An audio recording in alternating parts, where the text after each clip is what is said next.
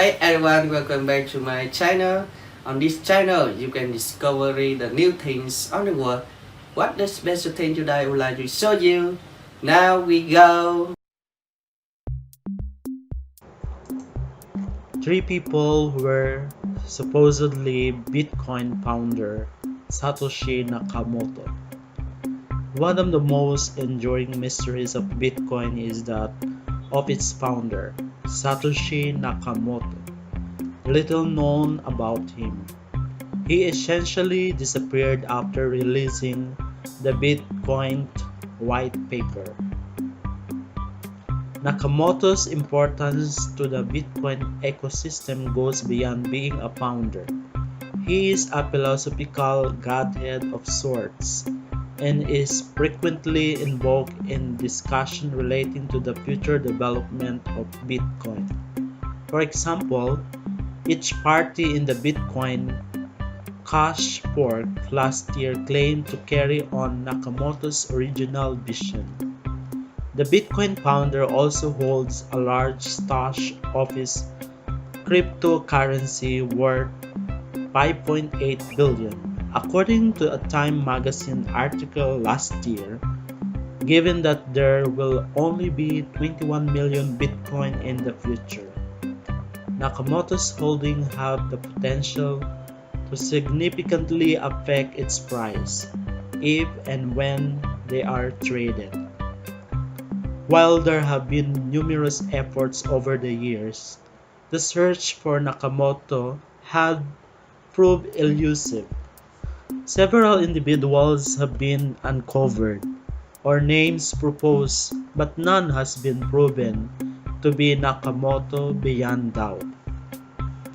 Here are three people who were supposed to be Satoshi Nakamoto.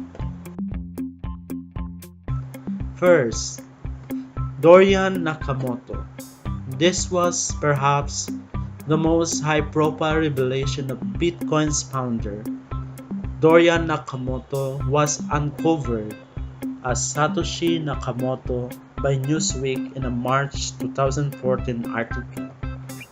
Publication of the article caused a mini hullabaloo in the crypto and wider tech community, as this was the first time that a major organization had attempted to find out the identity of Bitcoin's creator.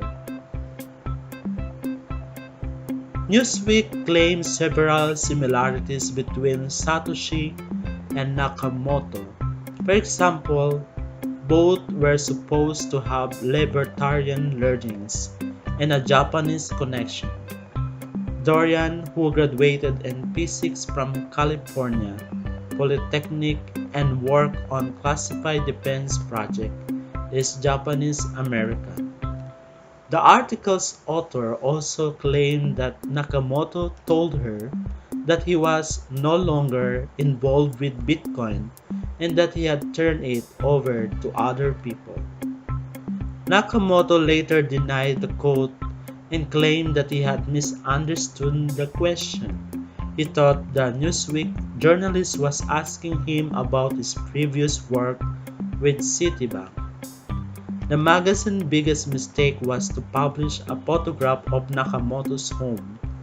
As several security experts pointed out, a cursory image search on the internet easily revealed its exact location, while they did not believe that Dorian Nakamoto was Bitcoin's founder. The crypto community was aghast that the magazine had disclosed his details. Still, the media circus was not without profit for Dorian Nakamoto. A fund set up for him raised 67 bitcoins. The fund was the Bitcoin community's way of saying thanks. He cashed the bitcoins last year and, according to one estimate, netted $273,000.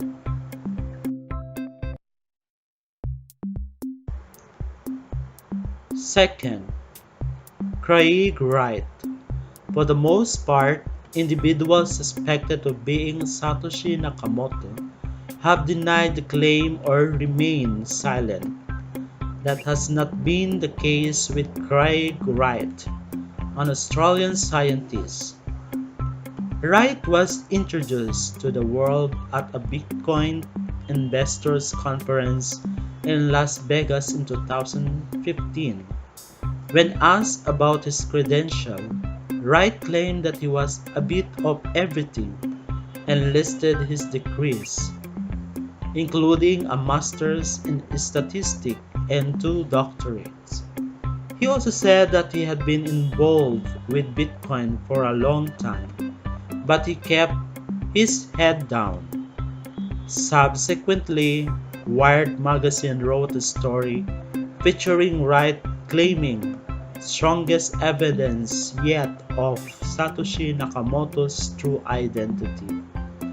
That evidence consisted of similarities in timestamp on Nakamoto's blog entries and Wright's blog, leaked emails and correspondence with Wright's lawyer, which referred as P2P distributed ledger.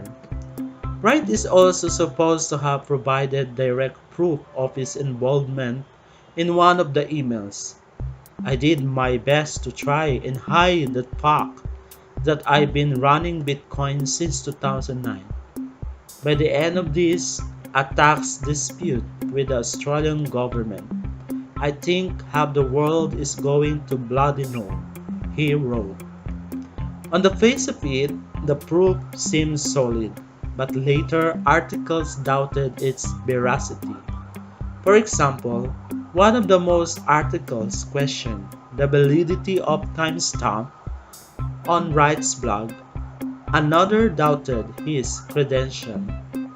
Slowly but surely, evidence and facts emerged that unraveled the case for Wright's claim to being Nakamoto. Even Ethereum co-founder Vitalik Buterin, who is otherwise reticent about politics in the cryptocurrency world, came out against Wright as Satoshi. But Wright remains unfazed by the criticism and has parlayed the media attention to carve out a prominent role within the crypto community. He is currently leading the charge to split Bitcoin Cash, a fork of Bitcoin. He is also chief scientist at Chain, a startup that is building a competitor to the original Bitcoin.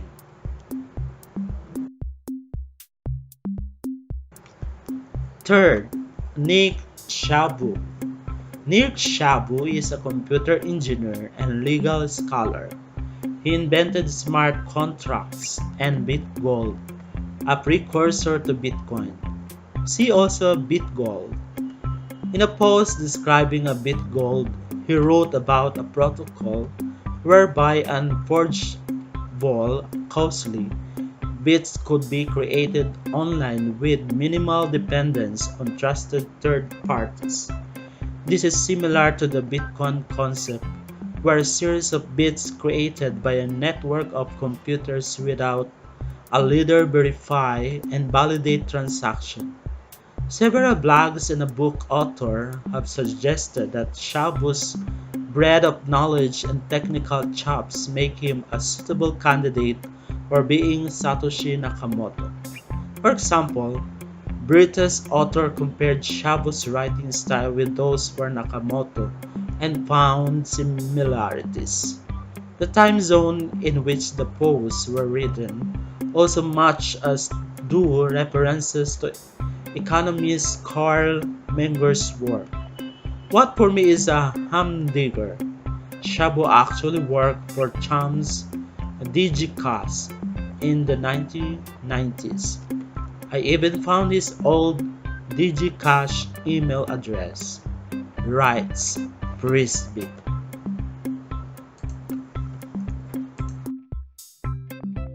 Thanks for your watching this video. When you subscribe to get more new videos. And don't forget like and share my channel. Thank you and have a great time.